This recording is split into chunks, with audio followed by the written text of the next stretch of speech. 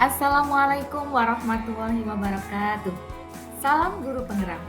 Pada kesempatan kali ini, saya Novi Silvani, guru dari SDIT Buah Hati, Kabupaten Pemalang, calon guru penggerak Angkatan 8, akan memaparkan kesimpulan dan refleksi pemikiran Ki Hajar Dewantara pada tugas koneksi antar materi modul 1.1. Saya akan merefleksi diri saya melalui 3 pertanyaan berikut. Yang pertama, apa yang saya percaya tentang murid dan pembelajaran di kelas sebelum saya mempelajari modul 1.1? Yang kedua, apa yang berubah dari pemikiran atau perilaku saya setelah mempelajari modul ini? Dan yang ketiga, apa yang dapat segera saya terapkan lebih baik agar kelas saya mencerminkan pemikiran Ki Hajar Dewantara. Saya percaya tentang murid dan pembelajaran di kelas sebelum saya mempelajari modul 1.1 bahwa guru terlalu mendominasi pembelajaran.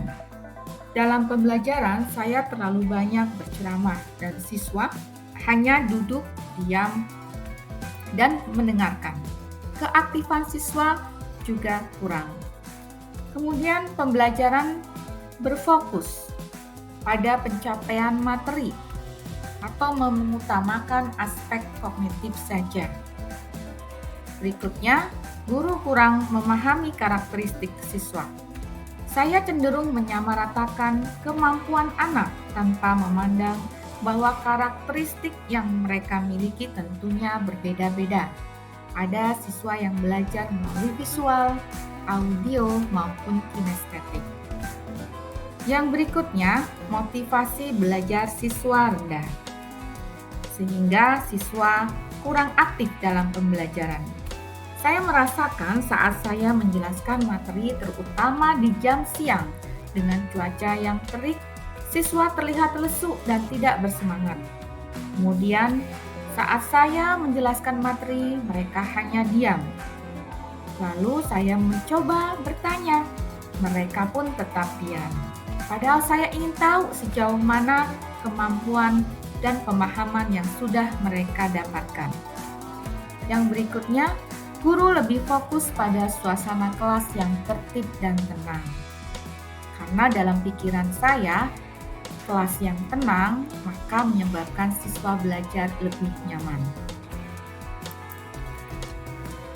Berikut ini gambaran kelas pada saat kegiatan belajar mengajar sebelum saya mempelajari modul 1.1.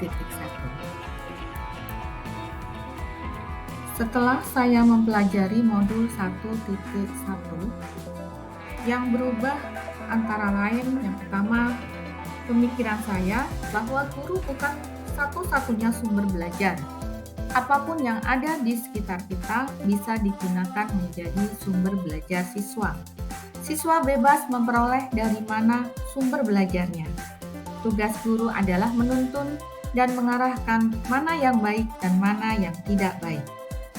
Yang kedua, pembelajaran berpusat pada siswa, di mana siswa belajar untuk memecahkan masalah, menjawab pertanyaan, merumuskan pertanyaan mereka sendiri, dan berdiskusi di kelas. Kemudian yang ketiga, menghargai setiap karakteristik belajar siswa. Karakteristik belajar siswa pada umumnya bersifat menetap pada diri individu, antara lain meliputi bakat, minat, perkembangan kognitif dan emosi, serta gaya belajar siswa. Saya menyadari perbedaan ini akan menjadikan pembelajaran lebih berwarna. Selain itu, setelah mempelajari modul ini merubah perilaku saya. Antara lain yang pertama, meningkatkan motivasi belajar siswa dengan menyajikan pembelajaran yang menarik. Yang berikutnya, memberikan kebebasan kepada siswa dalam menyelesaikan tugasnya dengan cara yang mereka inginkan. Kemudian yang ketiga, menuntun siswa sesuai dengan bakat dan minatnya. Agar kelas saya mencerminkan pemikiran Ki Hajar Dewantara, penerapan yang akan segera saya lakukan di kelas antara lain Yang pertama, merancang pembelajaran yang berpusat pada siswa dengan memberikan penghormatan sepenuhnya pada siswa, menghamba pada siswa yang artinya segala bentuk tuntunan ditujukan untuk pemenuhan kebutuhan siswa. Yang kedua, menerapkan konsep merdeka belajar dengan tidak memaksakan hasil belajar dengan target yang tinggi dan seragam. Kemudian memberikan kebebasan kepada siswa untuk menyelesaikan tugas dengan caranya dan tidak mendikte hasil pekerjaan agar harus sama satu dengan yang lainnya. Yang ketiga, mengutamakan aspek budi pekerti. Pembiasaan salam dan bahagia, sopan santun, bahan-bahan pengajaran harus disesuaikan dengan kebutuhan hidup, sesuai kodrat alam, sesuai kearifan budaya lokal, dan juga sesuai dengan kodrat zaman. Yang keempat, menerapkan sistem Among.